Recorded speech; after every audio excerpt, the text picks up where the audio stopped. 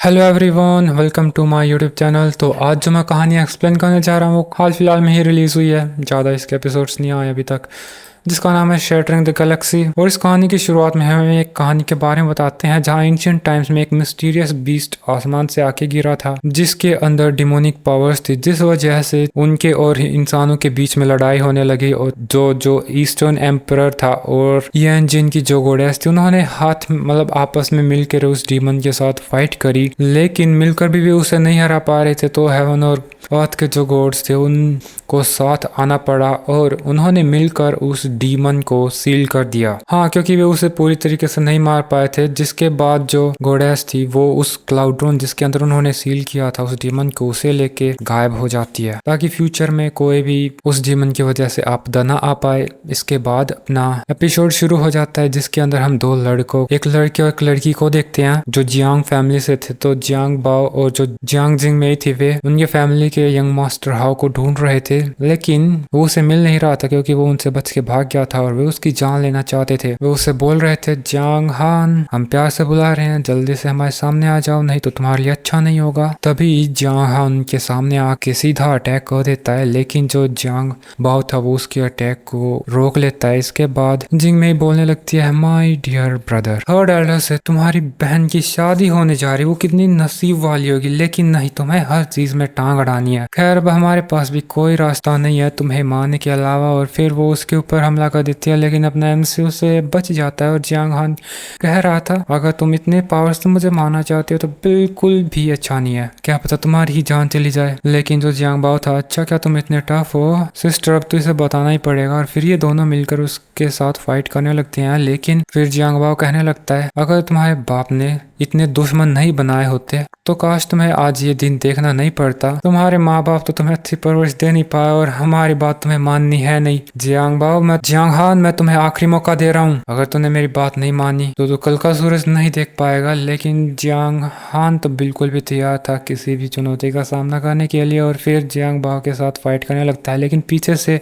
जो जिन में थी वो उसके ऊपर अटैक करने लगती है और वो इन दोनों का एक साथ सामना नहीं कर पा रहा था। लेकिन जो जियांग बाओ की जो स्वॉर्ड थी वो जियांग हान के गले में कोई लॉकेट था उसके ऊपर हिट हो जाती है, जिससे जियांग हान एक अलग जगह पे शायद उसी टेल पेंडेंट के अंदर आ जाता है। और इस जगह का नाम जाओ डिंग है, पता नहीं है कैसी जगह है। जियांग हान को भी समझ में नहीं आ रही थी। यहाँ पर एक लड़की थी जो उसका स्वागत कर रही थी कि तुम पहले लड़के हो जो यहाँ पे आए हो और मैं हूँ यहाँ की इंचार्ज, तुम्हें अगर कुछ भी मदद चाहिए हो तो मुझे बता सकते हो। जियांग हान फिर इससे पूछने लगता है, ये कौन सी जगह है, क्या मैं मर गया हूँ? तो वो बताते, तुम मरे नहीं हो, तुम अभी हो इस हेवनली प्रिजन के अंदर, जो कि बाहरी दुनिया से बिल्कुल ही कट ऑफ है, क्योंकि वो अभी क्लाउड्रोन के अंदर था जिसके अंदर उस डेमन को सील किया गया है। तो जियांग हान पूछता है, फिर मैं यहाँ क्या कर रहा हूँ? तो वो कहने लगते हैं, तुम यहाँ पे हो क्योंकि तुमने कुछ गलत किया होगा। वो उससे और कुछ सवाल पूछने की कोशिश करता है पर उसे अच्छे से जवाब नहीं मिलते, तो वो इधर ही बैठ के कल्टिवेट करने लगता है क्योंकि काफी ज्यादा स्पिरिचुअल एनर्जी इधर थी। तो वो लड़की कहने लगती है, क्या तुम्हें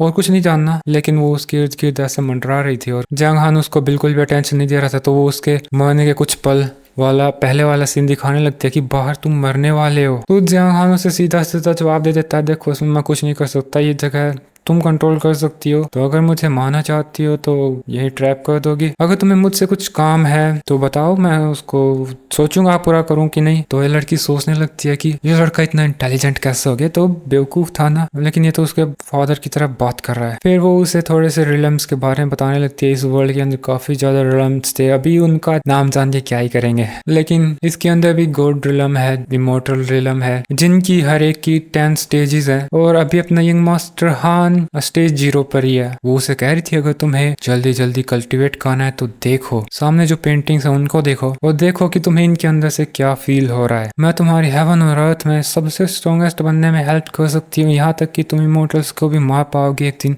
दुनिया में तुम्हारे जितना स्ट्रॉन्ग कोई भी नहीं होगा। तो क्या तुम्हें मेरी बातें पसंद आ रही है? तो वो बताता है, हाँ हाँ ठीक है, लेकिन तुम्हारा मकसद क्या है, तुम चाहती क्या हो मैं इन बीस्ट से कुछ सीखूं? तो अभी वो बताती है कि तुम्हें इनको टेम करना होगा, लेकिन वो तो इतना स्ट्रॉन्ग था नहीं तो वो उसे कुछ बॉडी कल्टीवेशन टेक्निक्स दिखाती है जिनकी मदद से वो कल्टीवेट करके खुद की बॉडी को बीस के जितना स्ट्रॉन्ग कर सकता था, जिसके बाद उसकी बॉडी को हार्म करना काफी ज्यादा मुश्किल हो जाएगा और वो इजीली स्ट्रॉन्ग भी बन जाएगा। और अभी साथ ही साथ वो उन टेक्निक्स को भी सीख ही रहा था, तीनों को एक साथ। जिसके बाद हम वापस रियल वर्ल्ड के अंदर देखते हैं जहाँ जियांग हान अभी और ज्यादा स्ट्रॉन्ग हो गया था और वो जियांग बाओ की स्वॉर्ड को पकड़ के उसे नीचे फेंक देता है। इसके बाद वो कह रहा था अब तुम दोनों की शामत आई है। वो वियर्ड तरीके से उन भाइयों बहनों को देख रहा था, वे भी डर के मारे उसके ऊपर अटैक कर देते हैं, लेकिन जियांग हान तुरंत जियांग बाओ के पीछे आके उसकी स्वॉर्ड उसी को दे मारता है और कह रहा था भागना मेरी फितरत नहीं है, लेकिन भगा भगा के तुम्हें मारने मुझे बहुत पसंद है। जिसके बाद बाओ को मारने के बाद वो उसकी बहन को देखने लगता है और जो